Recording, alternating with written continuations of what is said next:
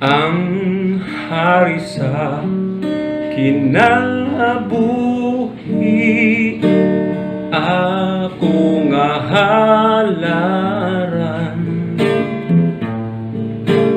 Tunokon nga purong-purong, unya mamalimtan.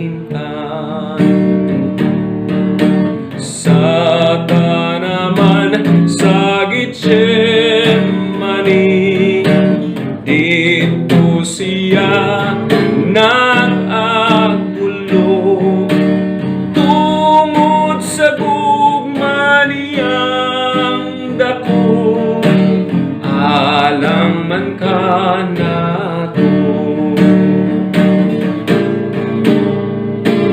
Busa karon una-una, kining kaluwasan nga ginahatag sa Amahan, alang man sa tanan. Sa tanaman sa Getsemani, dito siya nag-agulo.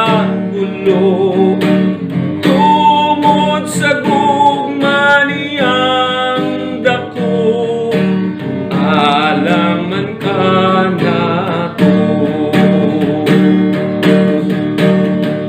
Sa tanaman sa Getsemani, dito siya nag-agulo.